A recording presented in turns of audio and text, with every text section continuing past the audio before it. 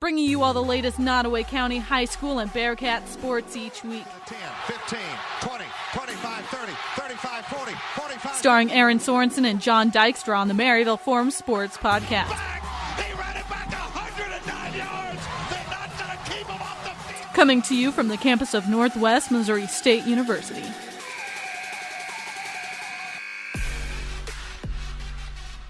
Welcome back to another edition of the Maryville Forum Sports Podcast. I'm Aaron Sorensen, joined here by John Dykstra. We're going to kick it off with talking a little Bearcat sports that happened over the weekend. Started with some Bearcat football on Saturday. Fort Hays State came to town.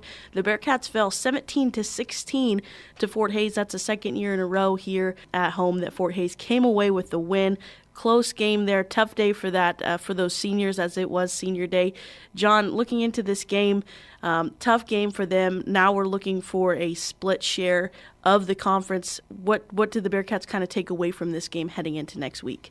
Well, the offense that had been so good all year kind of reverted back and looked like an offense led by a lot of young players with a freshman quarterback and true freshman wide receiver out there playing a lot of snaps. They just struggled throughout. They had one drive early in the second half there to get a touchdown. But other than that, their other touchdown came on a Sean Bain punt return. A field goal drive. They didn't pick up a first down. Jack Richards intercepted it and got him down to the 15, and then Parker Sampson ended up kicking a field goal. There wasn't a lot that went right for Northwest. They missed an extra point, which obviously came back huge in a 1-point loss, 17-16 there. Just a lot of bad stuff kind of stacking up on the Bearcats this week, and that led to the second straight year of a 1-point loss to Fort Hays at home, which you just didn't think was going to happen going into this week with the way they'd been playing. Yeah, and like you talked about, the offense struggled a little bit to kind of find any bit of a groove. Some of that credit does go to Fort Hays defense. They did look like they came in ready to stop that offense, but the Bearcats were just having 31 yards of total offense in the first half and only one first down. So that kind of speaks to just the slow moving and not a lot of production coming out of that offense in the first half. I listened to it on the radio, to be honest, as I was driving back from state cross country, but it just sounded like they could not find a rhythm. They weren't going downfield, especially in the first half. It sounded like they did a little bit more in the second half, but they weren't testing that Fort Hays defense vertically like they've been doing with so many other teams and with guys like Sean Bain and Jamie Taylor and guys who can get deep. That was probably a focus. I'm guessing they had those routes called. They just weren't there, so that's why Braden didn't throw it. But when you kind of limit the offense to more of those short passing game stuff, that's something that Fort Hays can stop and rally to the football and find a way to slow them down. So offensively, obviously not what you want to see going into the late part of the season here, but they're also young.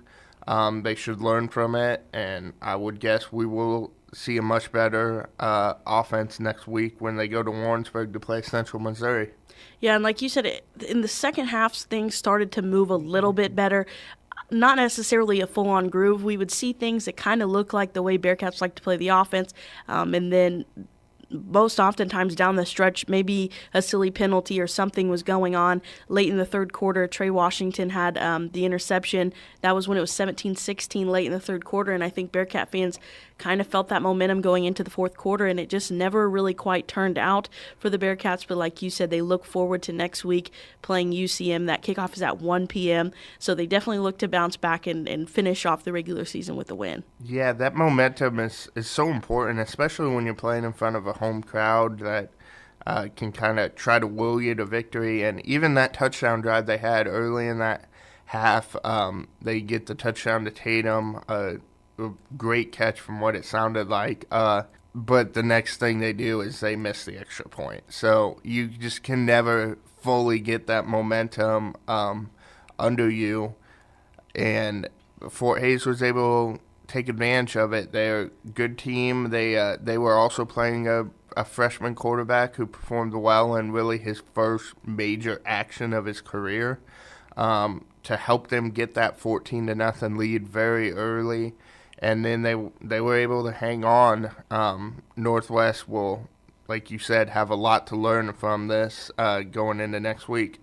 Yeah, and I think Bearcat fans look forward to that. I think the guys especially will be really ready to get into practice this week and kind of correct some things and move on and just look forward. But they weren't the only Bearcat team in action on Saturday. Actually, Friday, Northwest Volleyball kicked it off. They were at Fort Hays, completed the sweep over Fort Hays, heading into a tough Saturday for the Bearcat volleyball team where they would face University of Nebraska-Kearney again, kind of that elusive match that we talked about. They saw them pretty early in the season at home, lost in 5. The story was pretty much the same last night. The Bearcats fell in 5. It was a tough game all the way through. Most of the sets were pretty close. The girls played very well, I thought. There were a few moments that they will look to clean up. But the Bearcats, the key that you can take out of this for the Bearcat volleyball team, they did secure the 4th spot in the MIAA tournament, so they will play at home against UCM on Tuesday. And talking to some of the girls after the game, that was what they were most looking forward to. They were upset and frustrated with the win, but they're ready to get back for the tournament and hopefully see University of Nebraska-Kearney again in the tournament. Yeah, just following along with stats last night, too. They were a very balanced offense. I tweeted about that in that first set. And they a little bit got away from that. Hallie Sidney was still very good. Sophia Schleppenbach was still very good. But they relied more and more on Maddie Bruder as that game went on. And they were still effective doing it. But it wasn't quite that balanced offense that you like to see them when they are clicking like they were in that first set. And that seems to just give Kearney enough to get back into it. But we shouldn't be taking too many negatives from that because Kearney is the number 3 team in the country. It's not like we went and lost if they were lost Friday against Fort Hays, there would have been more negatives to pull from it. But with Kearney being such a good team, able to take them to 5, there's a lot of positives you can glean out of that performance. Yeah, definitely. I think they are. I think they're very focused. What I really appreciated from talking to the team was they were ready to head into Tuesday. They took the loss. They have things they need to work on, but they're already focused. And I definitely think Coach Worth is going to take this very serious. Not that she doesn't ever, but having her first home match in the tournament as a coach in her 7 years. I think she's very excited for it. But obviously, like you said, they relied a little bit more on Bruder. She had 27 kills. Hallie Sidney had 19. Schleppenbach had 10. And Sturdivant, the freshman, had 7. One thing I really want to mention, the senior libero, Olivia Nowakowski, she has been quite a staple in this program for 3 years. Last night watching the game, she was all over the place, just hustling, diving. She ended up having 40 digs. She's the only player who's posted 3 matches with over 40 digs in Northwest history. So congrats to her, just really showing what it means to want to win a game and to want to beat this University of Nebraska-Kearney team. Yeah, and not to look ahead because you can't really with UCM coming in. We've obviously split with them during the regular season. Should be a great match Tuesday for everybody that's able to come out and check that out. But if you get by UCM, the likely second-round opponent is Nebraska-Kearney again. So maybe we get that. Maybe it's a third time's the charm type of thing, and it would be very sweet to do it in the MIAA tournament. But that is a potential matchup down the road. Like I said, should we be able to get by UCM on Tuesday night at Bearcat Arena? Yeah, and it is notable to say in our section of the bracket, if we make it past Central Missouri, it would probably more than likely be that Kearney matchup.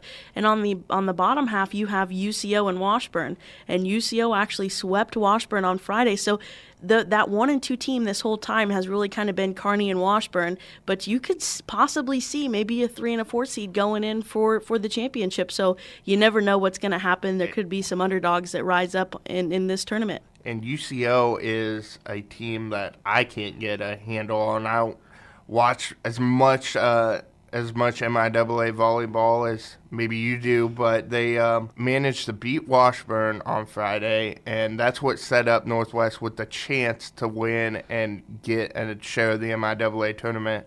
but then they go in and they lose to Emporia State the next day. So they're an up and down team, but they can clearly beat anybody, and they could get upset by anybody. So that might be a first round matchup to watch, besides the obvious one of UCM and Northwest. Yeah, it definitely could. I think this tournament, if you're any sort of a volleyball fan or MIAA fan, there will definitely be some big games for you to watch and to really quite enjoy. But man, everything, it's the busiest time of year right now. It seems like we've got sports overlapping here.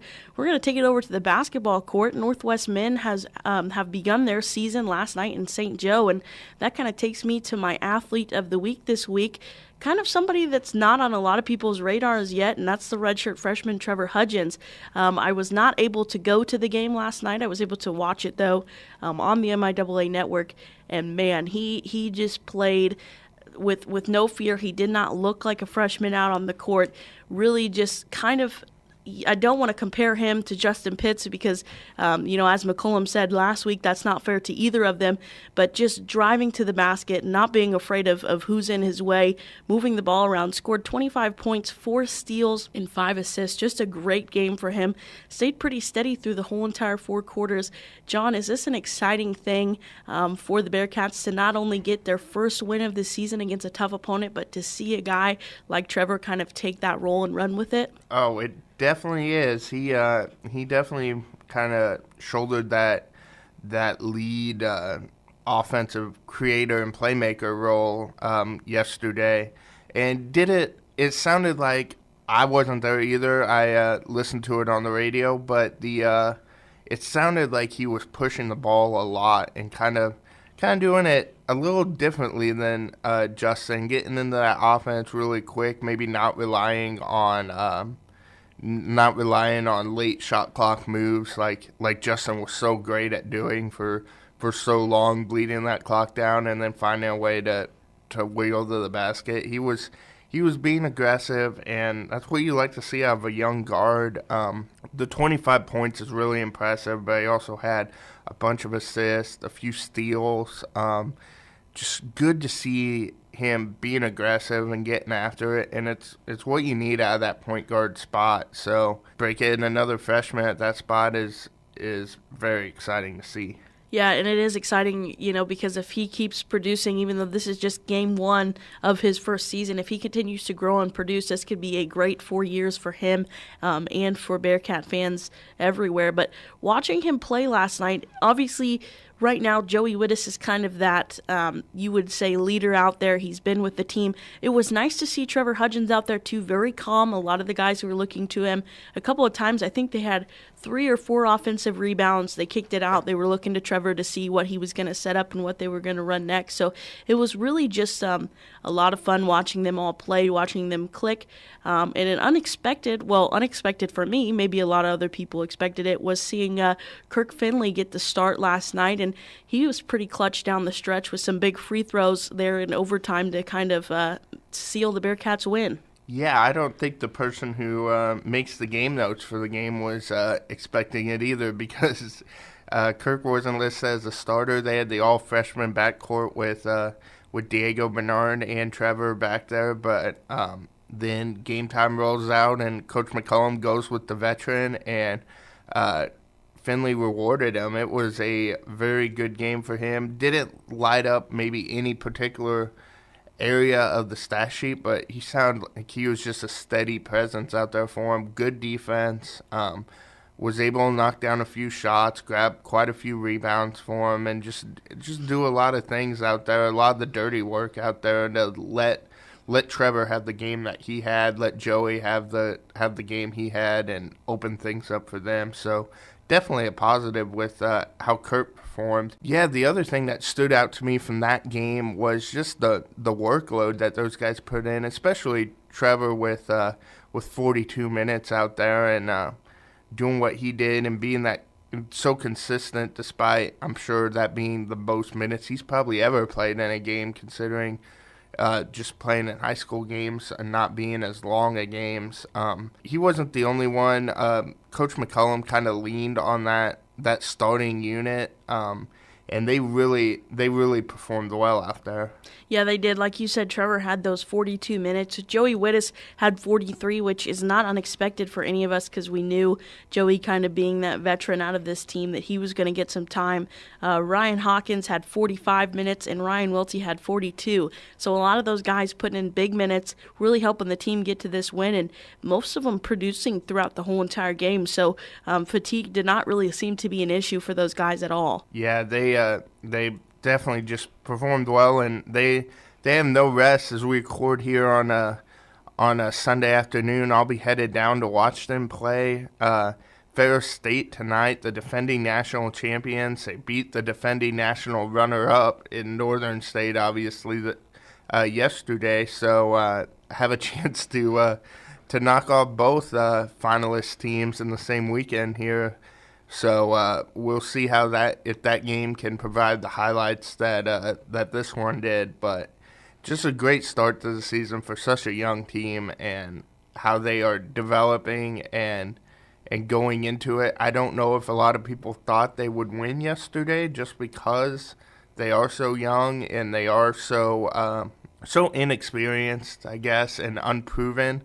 But a few guys, Trevor included, definitely proved some things yesterday, so that's just great to see. Yeah, they definitely did, and it was a big day for them to kind of notch that first win in against quite an opponent. And with a young team, there's a lot of uncharted waters here, but with a coach like Ben McCollum, I think the sky's kind of the limit for this team here, especially within the next 3 years as a lot of these young guys continue to grow. As we talked about Justin Pitts a little bit earlier there and talking about big shoes to fill for Trevor Hudgens, and we kind of just like to see where such a big staple in the Bearcat program is at now. So John had the moment to catch up with Justin and kind of talk about where his future is going. Got another opportunity overseas here. Just how excited are you to have the opportunity to go to another country, obviously with Spain, and have the opportunity to continue your career over there?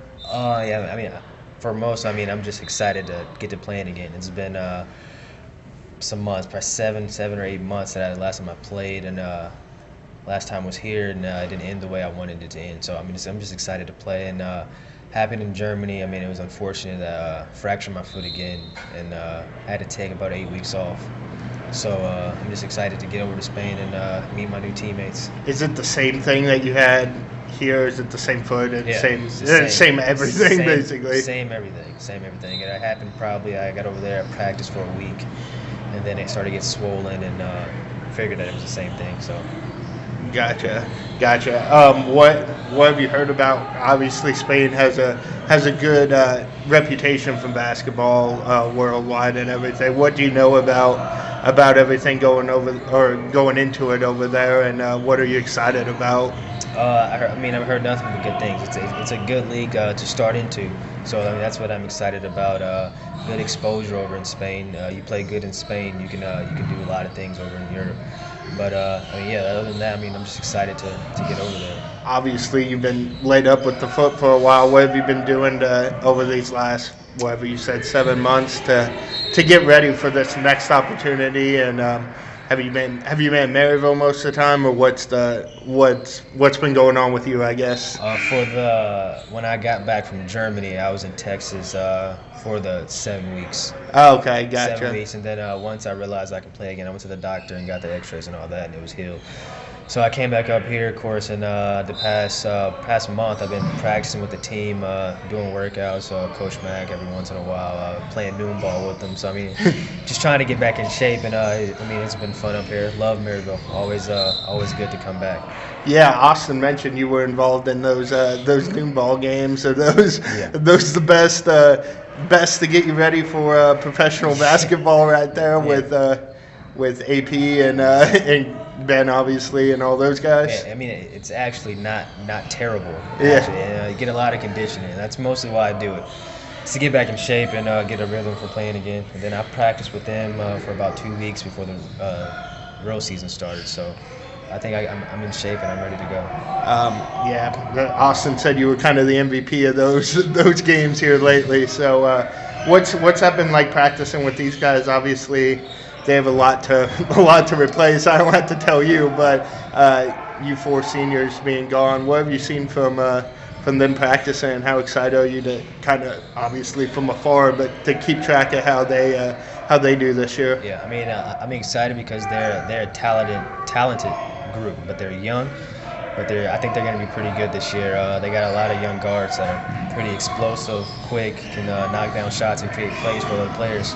So, I mean, I'm just excited to see how the year turns out for them. Have you had any advice yet for those young guards? I know Diego's one, Zave's another, obviously. Trevor, you got to play with him last year, yeah. But have you had any advice that you've been able to share with them going into this? I mean, mostly try to tell them just go out there and play and not be nervous. I mean, just go out there and make plays for your teammates and make your teammates better, and then everything else will fall into place. You'll win a lot of games doing that. I think Bearcat fans are also kind of curious about the women's program, and you obviously have a great relationship with Austin. How excited were you to see Austin get his shot here coming up? Yeah, I mean, I think that's what I'm most excited about because he was a great coach for us, and I know he's going to be a great coach for the women's team. And I'm excited for him to turn this program around and get them back to where they need to be, winning games. What's the schedule like for you now? You said you were taking off Friday, right? So are you getting there for preseason camp, or are they in the middle of their season? What's the schedule like for you these next couple weeks? I go back to Kansas City tomorrow. Tomorrow's my last day. I leave Saturday, and they're in their 5th game right now. Okay, yeah. So early on. Yeah, early on, so I'm not missing too much. So we kind of touched on everything, but last one to have you go. I'm pretty sure I know what your number one memory as a Bearcat is, probably winning that title. But what's your favorite maybe non-national championship memory of being here and being a 4-year starter for the Bearcats? I mean, I think of all the relationships I've built these past 5 years that I've been here. The teammates, there's a bond with every single team that I've had. I mean, it can't be replaced. So I think that's one of the great memories that I'll always cherish here is the people. That works. We're going to switch things up a little bit, head over to some Spoofhound sports, and do some Spoofhound football here. Yeah, and that leads right into my athlete of the week from this week. Junior wide receiver, although you could argue quarterback this week, Tate Oglesby. And Tate came out, did what you expect him to do on the field, catching a touchdown from his wide receiver spot there in the 2-minute drill. A great thrown ball by starting quarterback right now, Tyler Hare, in that 2-minute drive, like I said. But he also got some reps at quarterback where he hadn't played since his freshman year, but he completed a couple big, deep passes, threw for a touchdown, and did a lot of things on defense where he placed cornerback. He had an interception on the game's opening possession. So just a big game all around from Tate, a guy who Coach Matt Webb isn't afraid to use in different spots and really lean on, and he rewarded that this week in a big semifinal win over Chillicothe in a game that wasn't even really as close as the final score indicated because they controlled that game from start to finish. And it's definitely just kind of another big Spoofhound win. It's exciting to see some of these guys kind of take over while there have been some injuries that the Spoofhounds have kind of had to deal with. But Tyler Houchin, he's been reliable throughout the entire season. He was able to play Friday night, and he looked pretty good there for the Spoofhounds, kind of getting things done, and just really a part of this offense that a lot of guys get yards and make plays on the offense. As Matt Webb said, it's about spreading the ball around. Yeah, Tyler Houchin had 14 carries for 143 yards and 3 touchdowns in this game.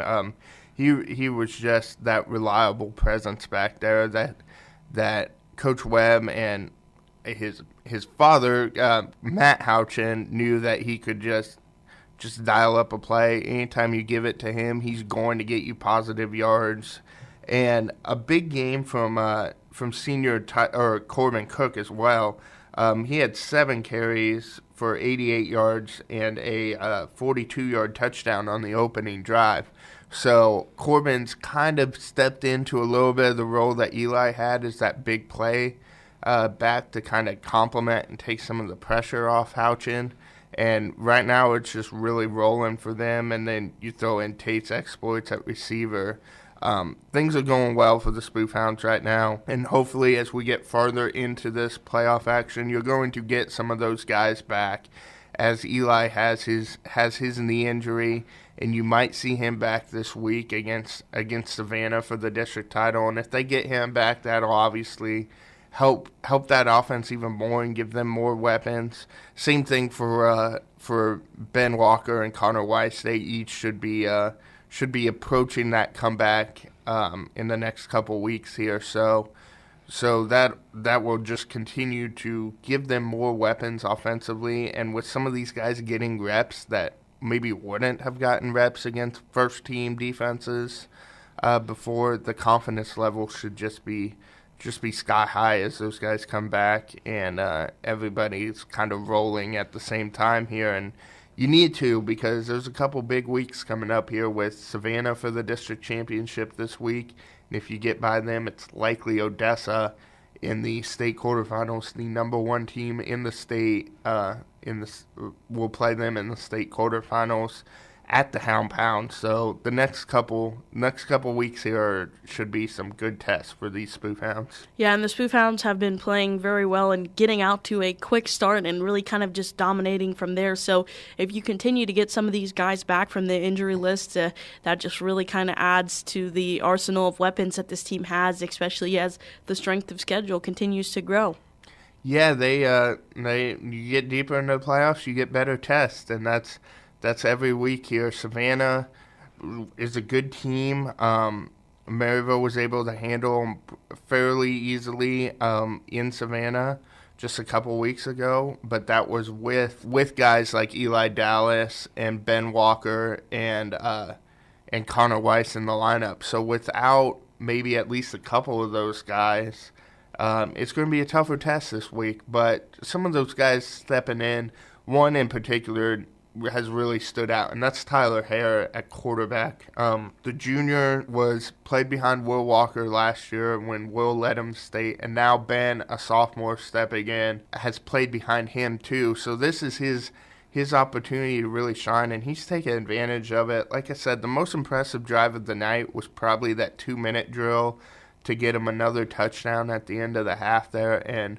Tyler Hare hit Tate Oglesby on a couple out routes to get the ball moving down the field. Then he got a big play over the middle to Cade Gustafson, the tight end, and then dialed up Tate on a slant that Tate was asking for the whole way. He told Matt Ouchin that he'd beat his guy on the slant if they gave it to him, and sure enough, he did, and Tyler delivered a great ball for a touchdown with about 20 seconds left in the half. So Tyler Hare's just really stepped in and has limited the mistakes and done kind of what you want to see out of a quarterback in a Spoof Hound offense that's so reliant on the running game. So big tip of the cap to Tyler for his work the last couple weeks leading that offense, and now we'll see if he ends up getting a start or if they go to somebody like Tate or maybe even somebody else for the Savannah game. But regardless, it should be exciting, and it's always a big deal when you play for a district title.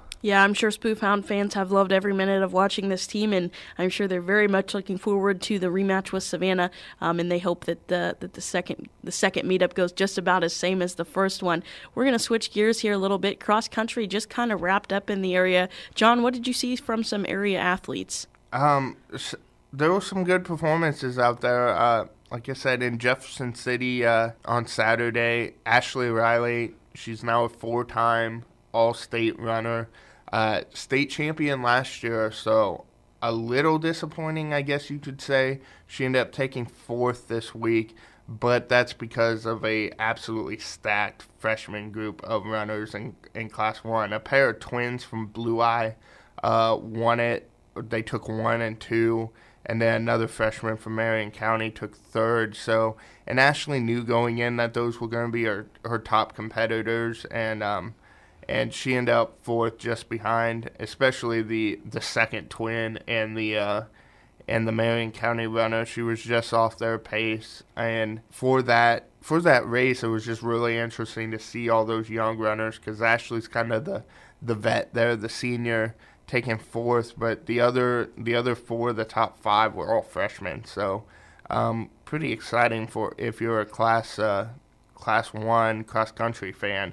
But And then her teammate, Sydney Billings, finished 31st, just missed getting some All-State honors that go to the top 25. But she had a very good performance for her first time at the state meet with a really kind of cruddy day out there to run with some rain, and it rained already, so the course was very muddy, and with a hilly course like that in mud, it added some extra elements into the race. But then the Class 1 boys race, Northwest Ottawa had a couple sophomores perform well.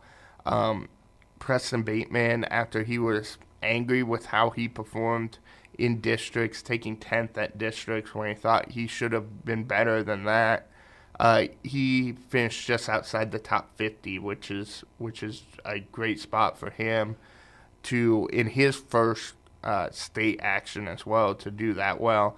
And then Duke Ingraham was 83rd, and he got caught behind early. He said he had a cramp early, which kind of limited his push out of the gate, and then he had to climb back up through the field. So all in all, pretty good performance for the Muskets as well. And then the Spoof Hounds, they had 3 runners go. Garrett Dumke performed very well for them, finished 41st, had a good race. Again, it was his first time up there too, the sophomore, his first year out for cross country, and was able to perform well and run with those top runners up there and definitely represent well. Laura Fierbacher and Zach Kaiser, the other 2 qualifiers, didn't have their best races at state, which can happen sometimes. Like I said, it was very cold, and Coach Rodney Beatty talked about that afterwards, how he thinks that almost chilled, especially a guy like Zach Kaiser, who warmed up with a lot of layers and did all that, and kind of just got chilled right before when you take off all those layers and get ready to run. So he that certainly played into that a little bit, but they are certainly ready for next year, as neither team had a senior on the team this year. So they are definitely built for the future, and that experience should only help them moving forward. Yeah, that's definitely exciting for them, and especially we talked a lot of sports, especially basketball today too, that having a group of young athletes that are performing well early is very exciting to see. Yeah, they won't slow down. For really all of those teams, Platte Valley girls do lose both Riley and Billings, so that'll hurt them. But really, Northwest Ottawa returns all of their really key guys. They lose one varsity runner, and that's it. And then the Spoof Hounds, like I said, they're just loaded with young talent, and next year should be a very bright year for cross country. And I'm sure Spoof Hound fans are definitely looking forward to that, especially those cross-country kids getting another shot to see where they can go and where they can finish. So we're kind of wrapping up the fall sports here, beginning winter sports. Things are starting to get a little crazy with some overlap here of sports, but you can follow up with all of those stories on the MaryvilleForum.com. We're happy to be joined this week by Maryville Spoof Hound boys basketball coach Matt Stoecklein as they get ready for their start to the season coming up rather shortly. You never quite know when you go into the year with how far football makes it. But coaches, how excited are you to get the season rolling and to get practice rolling the last week or so here? Yeah, very excited about this season. I think we have a great team with some great leaders on it, some great upperclassmen, with some underclassmen too that could get some minutes there and help us a lot this year. But we're very, very excited about this year. Something that kind of stands out is kind of the composition of the roster this year. You don't have a lot of traditional post players out there. How is that kind of exciting going into the year? I think everybody always loves to see some up-tempo style of basketball, but what are kind of the challenges and what are the advantages to having a lineup like you might feature this year? Yeah, some of the advantages would be that we think we can put out 8 people out there at least that can shoot the ball from the outside, that can run the floor, spread it out, cut, drive, and kick threes, and really play fast, lot faster than we've played in the last 2 or 3 seasons. A disadvantage would be if we ever come across that team that has that great post player, who is going to be guarding the post player from the other team. So that's something we're going to have to figure out this year as time goes on. Does Eli, you have a lot of versatile guys, but Eli Dallas kind of stands out as probably the most versatile. He ran point guard last year. I mean, you kind of changed that starting lineup a few times, but when Creed Stoecklein wasn't starting, it was more Eli running the point. What does he kind of give you that versatility you need to run a lineup like this? He's probably your best post defender going into this year as well. So. Yeah, and unfortunately with that, he being our best post player defender, he's also one of our best, on the ball, guard type player that we have out there. So that's tough that we have to put him in the post and possibly get him in some foul trouble down there guarding some bigger guys. So we might have to mix some things up and double team the post with some other guys, maybe play a little bit more zone than we have in the past and just mix things up a little bit more to prevent anything like that from happening. And with a quick lineup kind of like this, and you talk about maybe a disadvantage being when you might see that big post player, but you can also kind of exploit that if you have 8 guys that are pretty quick, subbing in, moving the ball really well. One of those big guys is going to end up having to guard one of your guys, and if everybody can shoot, do you kind of look forward to making quick substitutions, keeping guys in there, and essentially keeping that big man on their toes if you face one like that? You betcha. One of the people I think that they may be guarding would be Matthew Madden. Their post might be up against Matthew Madden, and he may be one of our best three-point shooters. Last year he was in the 40%, and this year after watching him the first week of practice and watching him shoot the ball very well, it'd be hard for them to guard us. So yes, that's absolutely an advantage there, spreading it out. But he's also this year back cutting really well and driving really well. So he's added a lot to his what he can do on the court. Yeah, he's one of those 4. Look at the starting lineup you started during the summer. He's one of those 4 senior starters you had, and is that just a luxury going in with just 4 seniors out there who haven't all played 4 years of varsity basketball, but they've all played a lot of basketball, obviously. And then you throw in Tate too. He's a junior, but he's played a lot of ball too. So just how much of an advantage is that to have all those guys who have played a lot of basketball, not only just period, but played a lot of basketball together over the years? Yeah, as a matter of fact, we're cleaning out our basement, and I saw a picture with Matthew, Creed, Tyler, and Eli was on that. And I don't know how old they were, but they were pretty young. And they've been playing together for a very long time, and not just together, but also separately on other teams. And Tate, you mentioned, he's been playing a lot of basketball too down in Kansas City. And just we have a lot of experienced kids, and that's going to help us this year with the fact that you never know when you're going to get your football players back, which is a good thing because usually if the football team is really good, the basketball team can follow suit and we can have a pretty successful season too. But that's always a problem. But once again, like I said, they have a lot of experience growing up as kids playing in the summer, and hopefully we can take advantage of that. And with kind of a successful season last year, but maybe not exactly where you wanted it to end, what do you kind of get these guys in practice every day and build a mentality to kind of go where you want to go this season? Yeah, we started practice this week, of course, without football players, but we did get some cross-country kids and some soccer kids back, so that really helped our numbers. I think it put us up at 20 right now without the football kids. And we weren't scrimmaging very well, and there was a behind-the-back pass from one of our seniors, and, I'd mentioned something about, will you do that against a Hogan Prep type team? And he's like, well, no, then we can't do that kind of stuff here. And that comment right there, just mentioning Hogan Prep, mentioning quarterfinals, and it kind of brought them around. And then the next, last part of our scrimmage was really awesome. They really kicked it up a notch. So hopefully I don't have to constantly remind them, why we're here right now, why we're practicing, is because we want to make sure it doesn't end like it did the last 2 years against the Hogan Prep type team in the quarterfinals. And, one of our sayings this year is #30. Last 2 years, we played 29 games. We were 24-5 both seasons, and we came away 1 game short of going to the Final Four, and that's one of our biggest goals there, is you get there and then to finish it. And so we've got to practice that mentality that we are trying to get ready for that moment all season. Yeah, those high expectations are definitely huge this year. Big motivator for the guys for sure. We talked about the starters a little bit with.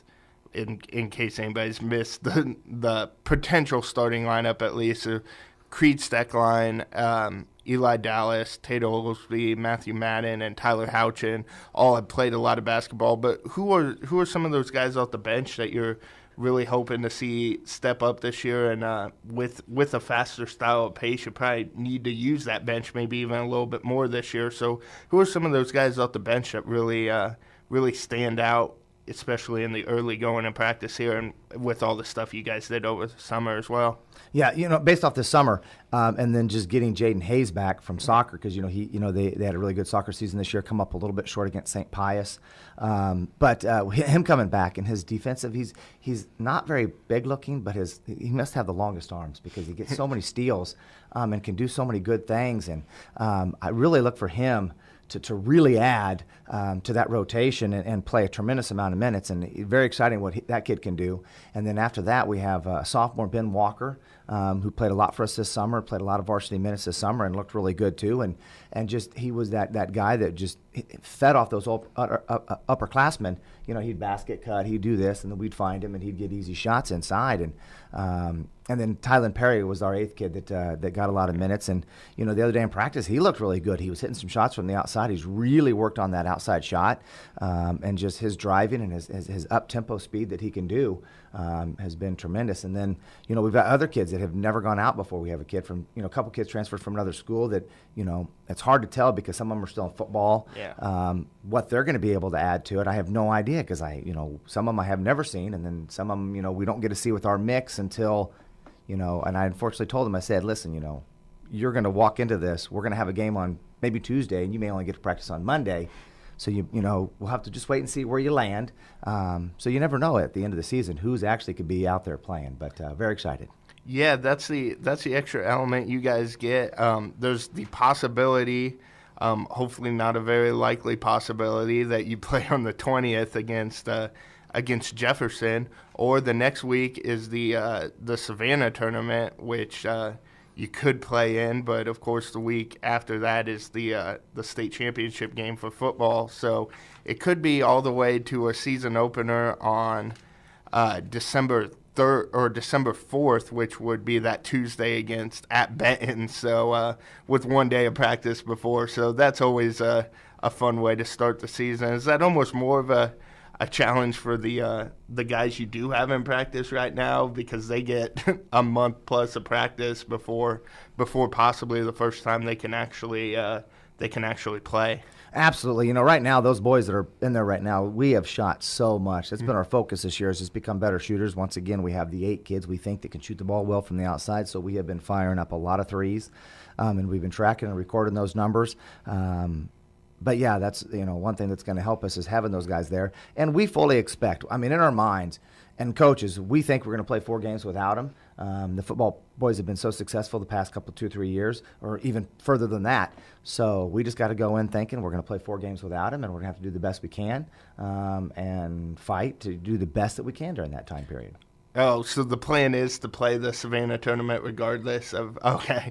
Yeah, because we could we change the Jefferson game and the Savannah games, and then you're scrunching all those games if you want to keep those games, and you're playing a lot of 3-week games, and that is very hard to go on the road, 2 nights and then 1 night at home, or it's bad enough in a tournament when you got to go 3 games away, but to play that many games that we'd have to play 3 games.